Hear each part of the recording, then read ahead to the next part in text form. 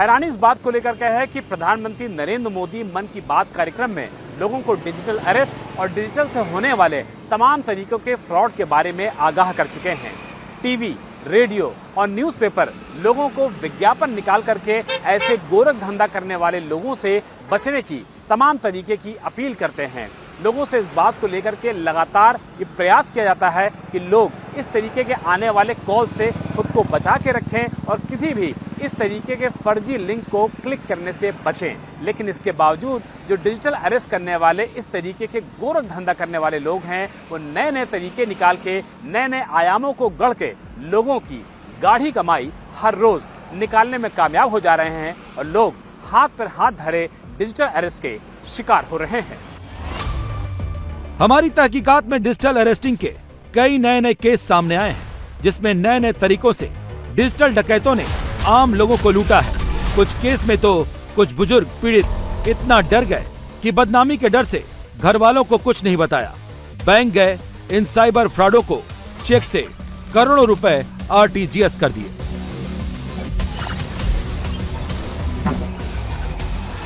आगरा की पूर्व miss Femina miss India West Bengal को वीडियो कॉल करके धमकी दी गई कि वो blackmailing, money laundering, human trafficking में इन्वॉल्व हैं।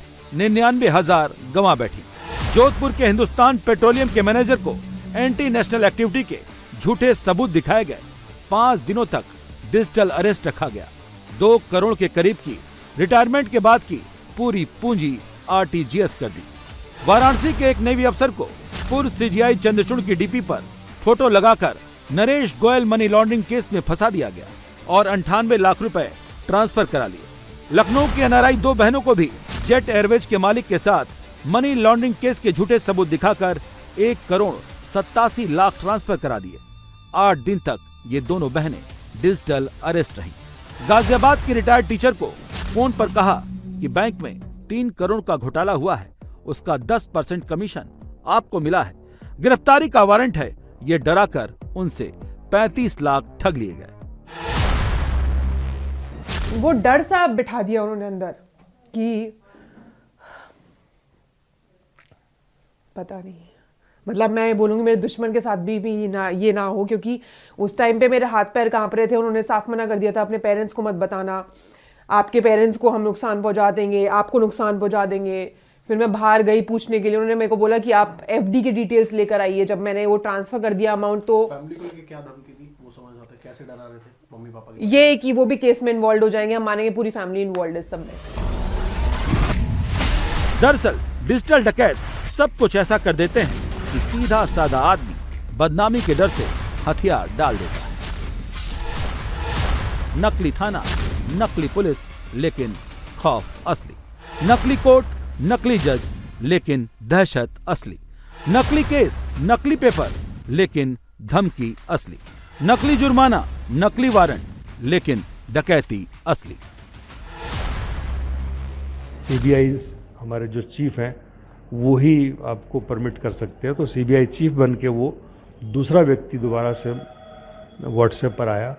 बाकायदा वो चीफ सीबीआई की ड्रेस में था और उसने बोला, doctor Shukla you are under arrest, हमारे सर्वेलांस में है और आपने जरा सा भी कुछ भी कोशिश करने की इधर उधर, तो आपको तुरंत कपड़ा चेहरे पर डाल के काला, आपकी पत्नी को भी ले जाया जाएगा और आपकी बच्ची को अनाथालय में डाल रखा जाएगा और आपने जिसको भी अगर ये इन्फॉर्म किया वो भी साथ में अरेस्ट होगा, क्योंकि मुझे ये स्पेशल टास्क फोर्स का मुझे डायरेक्टर बनाया गया।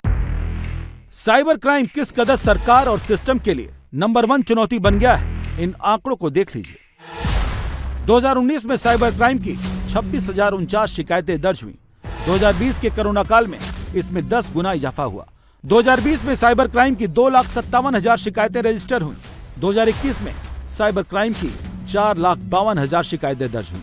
2022 में ये फिर डबल हो गया।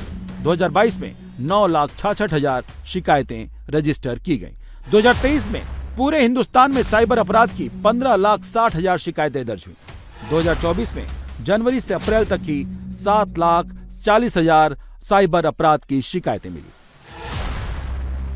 वे मौसम और परिस्थितियों के अनुसार इसका स्वरूप भी बदल जा रहा है। पहले हम अरेस्ट की बात सुनते थे कि पुलिस की फिजिकल तरीके पे जाती थी और वहाँ पे किसी अपराधी को कोई वारंट है या किसी अपराध में वांटेड है तो गिरफ्तार करती थी। लेकिन एक पिछले दिनों एक नया शब्द सुनने में आ गया, पिछले कुछ समय से प्रचलन में है, डिजिटल अरेस्ट। इसमें व्यक्ति ने इसे ग्लोबल जो विलेज है इसमें बैठे हुए सुदूर व्यक्ति कहीं से भी किसी व्यक्ति को आसानी से शिकार बना देता है। इसमें खास बात यह है कि इसमें जो पढ़े लिखे लोग काफ़ी हैं। अभी पिछले दिनों जो 2 मामले हैं उसमें एक डॉक्टर थे बड़े और एक इंजीनियर थे जो कि काफ़ी वेल क्वालिफाइड थे और लंबा तजुर्बा था उनको इस तकनीक से संबंधित चीज़ों का।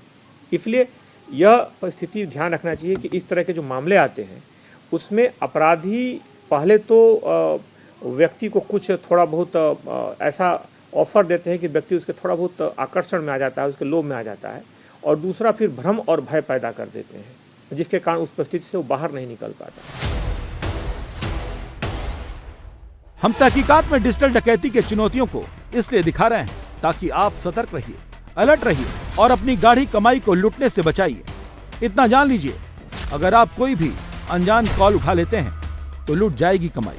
अगर आप फोन पर अनजान लोगों की बातों पर यकीन कर लेते हैं तो हो जाएंगे बर्बाद। अगर आप मोबाइल पर आए लिंक को फौरन क्लिक कर देते हैं तो खाली हो जाएगा अकाउंट। अगर आप वीडियो कॉल पर पुलिस, जज, कोर्ट को सही मान लेते हैं तो ये आपको कंगाल कर देंगे। अगर आप फोन पर फर्जी वारंट को सच्चा मान लेते हैं तो आपकी दौलत डूब जाएगी। डिजिटल डकैत अपने मंसूबों में कामयाब हो जाएंगे। यदि आप ऐसा करते हैं तो सावधान हो जाइए, क्योंकि डिजिटल लुटेरों ने नया तरीका निकाल लिया है।